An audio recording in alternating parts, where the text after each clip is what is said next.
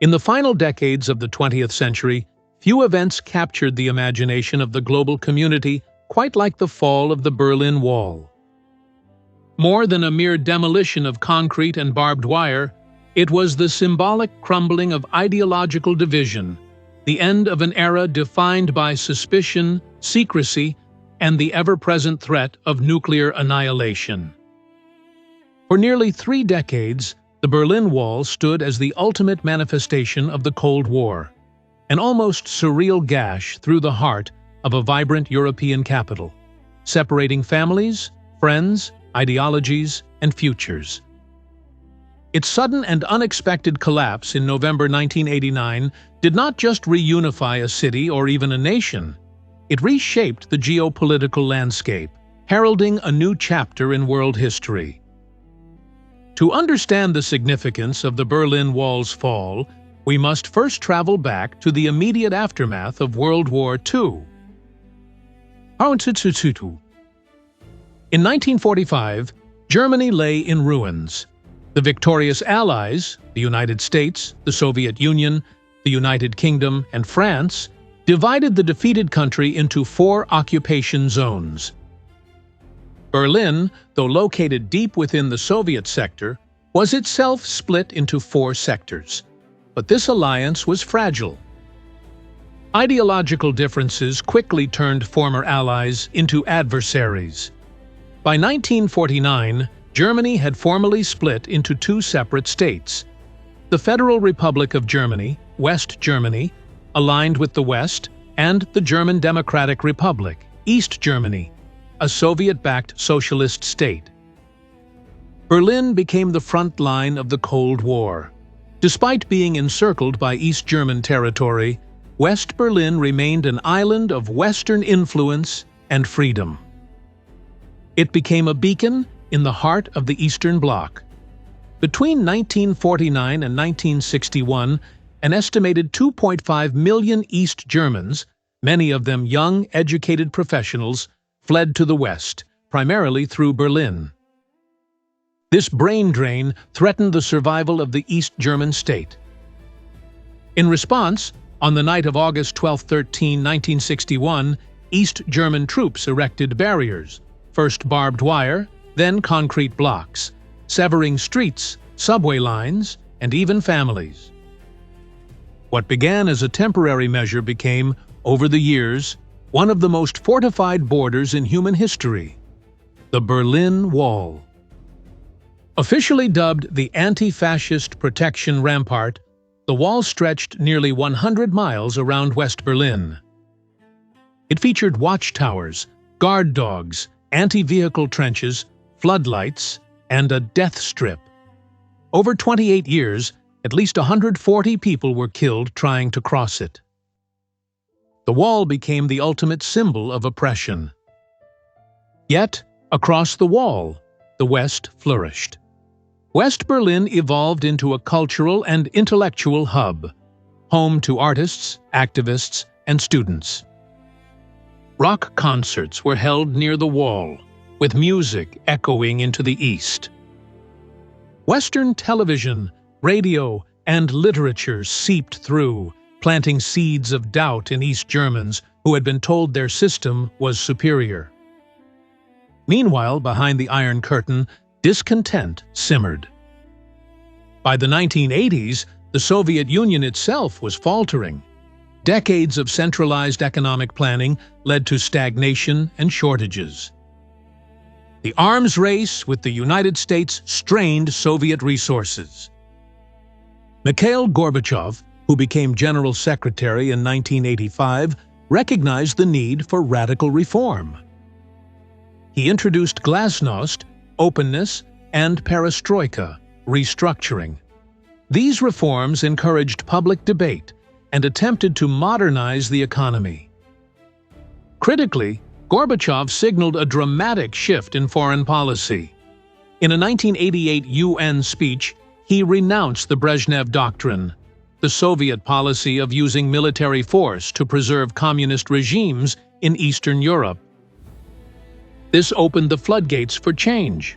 Without the threat of Soviet tanks, Eastern Bloc countries began testing their autonomy. Poland led with the rise of the Solidarity movement, followed by Hungary, which in May 1989 dismantled its border fence with Austria, creating the first major breach in the Iron Curtain. East Germans, desperate for freedom, began flooding into Hungary, then crossing into Austria and on to West Germany. The exodus exposed the fragility of the East German regime. Back in East Germany, protests erupted. Every Monday in Leipzig, thousands gathered peacefully, chanting, "Wir sind das Volk," "We are the people," a powerful assertion of popular sovereignty.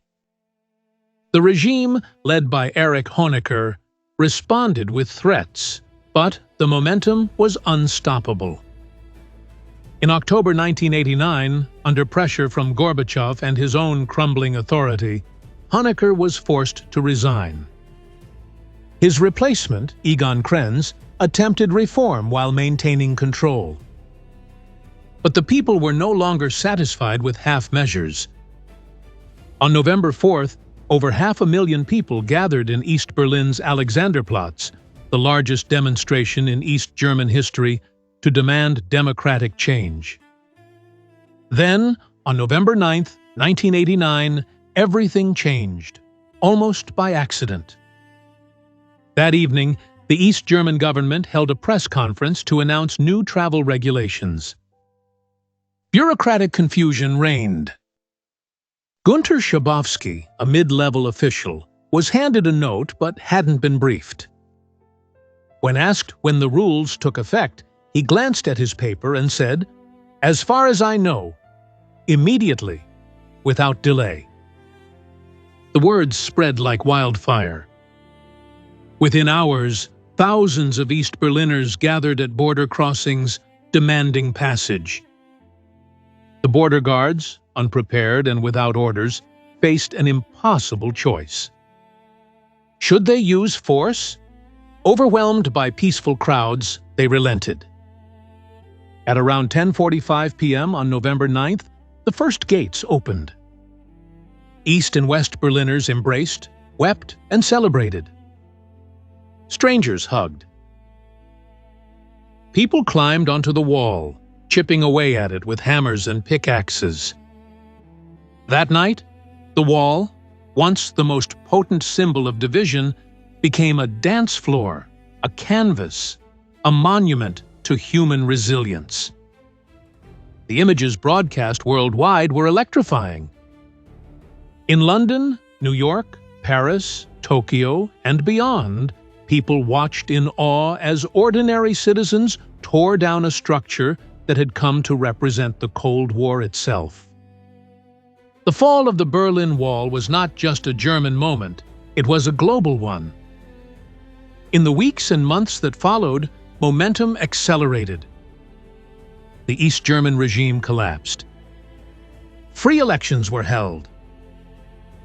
On October 3, 1990, less than a year after the wall fell, Germany was officially reunified. The Soviet Union itself unraveled by 1991, marking the definitive end of the Cold War. But the consequences extended far beyond Europe. The fall of the wall inspired democratic movements from South Africa to South Korea.